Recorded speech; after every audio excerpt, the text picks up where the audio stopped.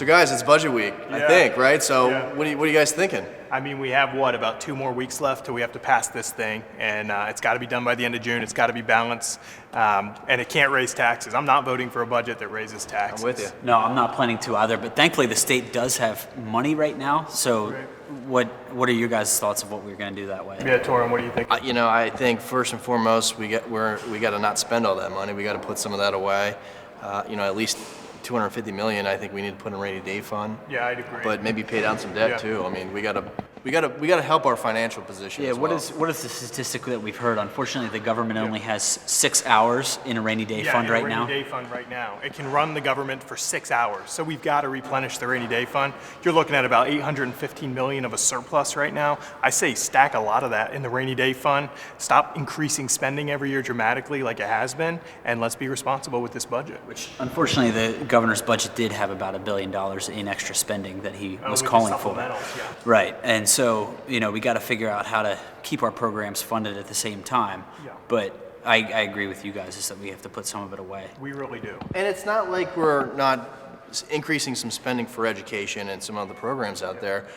With the rate of Tabor out there, I know that's something we care a lot about, and making sure that we do give more money to certain things, but we got to be in reason too. We really do. And also, the thing about the budget that a lot of people don't talk about is you're looking at a lot of priorities because you have 203 legislative districts from the House, right? Then you have the Senate districts. You're talking about 4 caucuses across the House and the Senate, and then the governor all have to agree on one budget. So you're talking about a lot of behind-the-scenes negotiations here. They say the magic number in our chamber is 102 is the votes that they have to get to even pass this thing out of the House.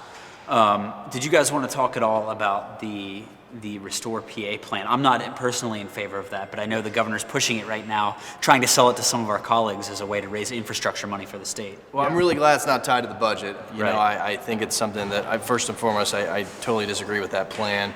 It's a tax, borrow and spend plan, and I know that's not what our constituents voted us for to cause more debt for us. So I think there's other ways to look at our infrastructure needs, but taxing an industry that has done a lot for our Commonwealth is not the way to do it. Unfortunately, what we're seeing is the governor has gone to districts like our own, especially like Torren and I's, pretty rural ones, to try and sell this as an infrastructure plan or fixing blight and things like that. Yeah, there's a lot of much-needed infrastructure projects. You look at structurally deficient bridges. There are a lot of infrastructure needs across Pennsylvania, but you got to figure out a way to fund these things without increasing taxes. And what he's talking about doing is taking the one big competitive advantage we have, which is the shale industry, which has the impact tax that generates more than all the severance taxes of all the other surrounding states combined, and then adding yet another tax on top of that, which will drive investment out of the state and ultimately result in less, in my opinion, infrastructure projects. These drillers, they just say that they're going to pack up and move to Texas if we put this tax on them. They have other states they can invest in, Ohio, Texas, Louisiana.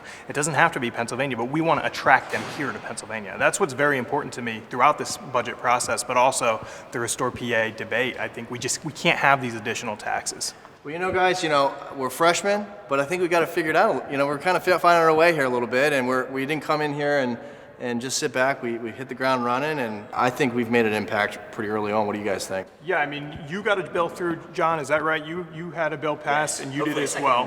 And then my debt reduction bill passed. So you're right. I think one thing I like about working with you both is that we're in here to actually get some stuff done. We're not here to sit around. Yeah, we've been able to express our priorities to leadership as well, and that's going really well. Cool. So, great. We're having a good time. Well, let's get this budget done on time. It's got to be balanced, and I'm not voting for it if it raises taxes. I'm with you. All right, guys. Cool. Great.